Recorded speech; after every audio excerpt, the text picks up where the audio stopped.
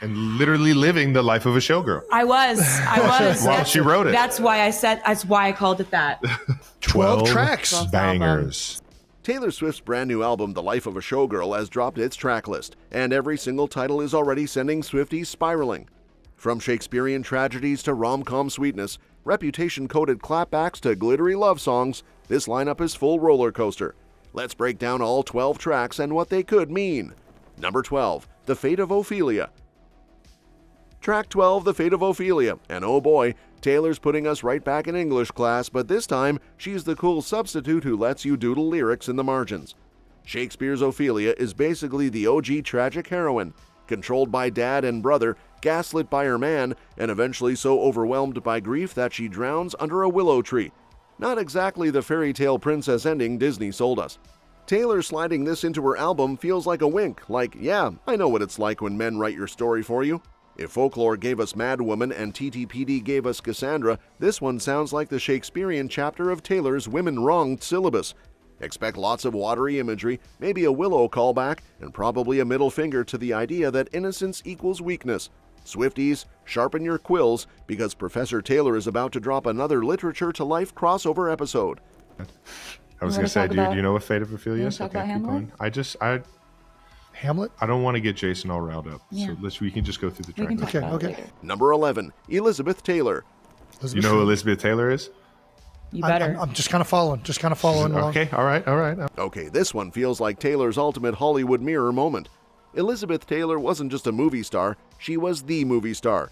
8 marriages, 2 rounds with Richard Burton, and paparazzi chaos that followed her like glitter on a Reputation bodysuit.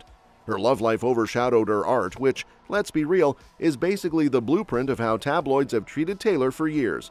The vibes here scream Clara Bow, but dressed in diamonds and martinis. It's easy to imagine Taylor drawing the parallels, living under constant public obsession, trying to create while the world only cares about who you're kissing. And because Max Martin and Shellback are on production duty, you just know this one's going to hit hard with that sleek, Reputation-era polish. Dark synths, sharp beats, and maybe even a cheeky wink at the media circus? Yeah, buckle up, this is bound to be one of the most dramatic, star-studded tracks of the album. Number 10, Opelite. This one's already sparking with mystery. Opelite might technically be man-made glass, but it carries all those dreamy crystal shop vibes. Calm energy, transformation, healing, new beginnings. Very on brand for Taylor closing the TTPD chapter with the manuscript and stepping into a shinier, lighter phase. It's giving Leave the Past in Grayscale, walk into the light with glitter on. And Opal is the natural counterpart to Opelite, and guess what? Opal happens to be October's birthstone. Who else is born in October? Yep, Travis Kelce. Coincidence? Probably not. Swifties are already connecting dots faster than detectives in a Netflix true crime doc. This could easily be the first big love-soaked track on the life of a showgirl, symbolizing stability and a fresh start after the storm. Expect warmth, vulnerability, and maybe even a little wink at destiny. Taylor's basically saying new era, new magic, new man. Number 9, Father Figure. Admit it, you saw the title and immediately started humming George Michael. But no, Taylor's not suddenly dropping an 80s karaoke track into the middle of her album. She's never put a cover on a record, and samples are super rare in her world. The last big one being that cheeky I'm too sexy nod and look what you made me do. So this? It's going to be original Swift through and through. The phrase father figure is where it gets interesting. We're not talking Scott Swift, he's just dad. This could be about other powerful male figures who have shaped or tried to control her, or maybe it's Taylor flipping the script and putting herself in the role. Remember how she stormed the stage in The Man on the Eras Tour, strutting around in that power suit? Yeah, this might be the Sonic sequel. Expect gender role satire, swagger-heavy lyrics, and a Taylor who's not just calling out the patriarchy, she's embodying it. Number 8, Eldest Daughter. This one is sliding straight into the emotional Hall of Fame where only the most gut-wrenching Taylor songs live. And you know what that means? Tissues ready, mascara not waterproof, and everyone bracing for impact. Now, technically, Taylor is both the eldest and the only daughter in her family, so it's not a literal role she's competing over with siblings, but eldest daughter syndrome is its own whole mood. Oldest daughters are often the built-in family problem solvers, the responsible ones, the peacemakers, the people-pleasers who hold it together while quietly cracking under the pressure. If that doesn't sound like prime Taylor songwriting territory, I don't know what does. So yeah, expect vulnerability cranked up to a 10, lyrics that feel like diary entries written at 2 a.m., and maybe even some hard truths about carrying invisible weight. Swifties, prepare to feel seen and slightly called out by this one. Number 7, ruin the friendship. Now here's one that already sounds like drama wrapped in a bow. Ruin the friendship could easily go two ways, and both are peak Taylor material. On one hand, it could be the sad unraveling of a bond that once felt unshakable. You know, those we used to share secrets, now we barely say hi vibes. Ouch. On the other, it could be the way more scandalous angle, two friends tiptoeing over that line into something romantic, risking it all because the chemistry's just too strong to ignore. If it's the second option, brace yourself for a track that's equal parts flirty and terrified. The thrill of maybe finding love tangled with the fear of losing what you already have. It's giving late-night texts, lingering glances, and a soundtrack of do we or don't we. Number 6, actually romantic. Finally, a love song that doesn't come with barbed wire attached. Actually romantic sounds like Taylor just straight up letting herself enjoy being in love.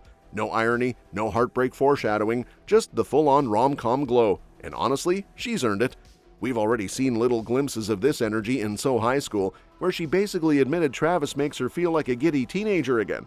Lines like "No one's ever had me, not like you" are peak Swift when she's smitten, and this track feels like the natural continuation of that. It's probably playful, maybe even cheesy in the best way, like a montage scene in your favorite 2000s rom-com where the couple eats ice cream and dances badly in the kitchen. After years of dissecting heartbreak and betrayal, it's refreshing to think Taylor might give us a song that's just soft, warm, and unapologetically happy. Number 5, Wish List. The dollar signs in the title already tell you this one's gonna drip with attitude. Wish List looks like Taylor having some fun with the whole richest woman in music narrative, and honestly, why shouldn't she? People have spent years side-eyeing her bank account like it's a character flaw, so I can totally see her spinning that into a tongue-in-cheek anthem. Picture it, witty one-liners about shopping sprees, jets, and glittering excess, but underneath, a reminder that she earned every cent with her pen, her voice, and, oh yeah, a world tour that literally boosted the global economy. She could even flip it into a flex about buying back her masters. You wanted me broke, but I bought the receipts. Number 4, Wood. Now here's a title that leaves us all scratching our heads. Wood could mean absolutely anything, which makes it peak Taylor mystery bait. For the Folklore Evermore truthers, this instantly reopens the infamous Woodvale conspiracy folder, like maybe we're finally getting the missing third sister album in disguise. Imagine the chaos if that turns out to be true. Of course, there's also the other meaning. Let's just say if Taylor's leaning into slang territory, this could be her cheekiest track yet. A playful, maybe sultry wink that shows she's not afraid to mix tenderness with a little nudge-nudge humor. Or maybe it's literal. Trees, roots, strength, building something solid. Knowing Taylor, she'll probably layer in double meanings, so we're all arguing on Tumblr until 2030. Number 3, cancelled. The exclamation point already says it all. This one's loud, defiant, and reputation coded to the core. Cancelled feels like Taylor finally reclaiming the word that once nearly destroyed her career. We all remember 2016. Taylor Swift is cancelled trended, and Kim Ye phone call exploded, and Taylor basically got shoved off the cultural stage. She's since described it as a career death, which is as raw as it gets. But if the title's anything to go by, she's not wallowing here. She's throwing it back in everyone's face with a wink. Think slut energy, where she takes the insult, adds sparkle, and turns it into a badge of honor. Travis has already hyped this up as a banger on his podcast, which makes me think we're getting heavy beats, venom laced with humor, and Taylor dancing on the grave of cancel culture itself. Swifties, the clapback anthem we've been waiting for has officially arrived. Cancelled, but it's in all caps with an exclamation point at the end. That's a banger. Number 2, Honey. Sweetness incoming, literally. Taylor sprinkled honey all over her lyrics before, especially on Reputation, where the word popped up 5 different times. But making it a full-on track title? That's new, and it already feels like a golden, sticky, love-soaked anthem. The word itself just oozes warmth and affection, so odds are this one's a straight-up bop dedicated to the sweeter side of her current romance. Fun fact, Taylor once had an unreleased track called Honey Baby way back in her teen demo days, but don't expect a glow-up of that. This feels brand new, rooted in grown-up Taylor who's not afraid to sing about joy without the usual storm clouds. Add to that the Travis seal of approval, he's already hyped it up as a banger, and you know it's going to slap. Think playful hooks, sunshine energy, maybe even a little nod to You Are in Love but spun with a brighter, shinier twist. Number 1, The Life of a Showgirl. And here we are at the grand finale, the title track, The Life of a Showgirl. Last track, track 12. The title track, The Life of a Showgirl, featuring Sabrina Carpenter. Sabrina Carpenter! Just by the name alone, this screams curtain call, lights flashing, all eyes on me. It already feels like the sparkling cousin of I Can Do It With a Broken Heart, but with even more razzle-dazzle. And Sabrina Carpenter riding shotgun? That's a duet situation we're not emotionally ready for. The big question is whether Taylor's about to get autobiographical again, peeling back the glitter to reveal the exhaustion underneath, or if she's spinning one of her fictional universes with a brand new character. Honestly, both options sound incredible. Knowing her, it'll probably be a bit of both. Part truth, part theater, part sly wink at the audience who thinks they've figured her out. That's all for this video, folks. We'll see you next time.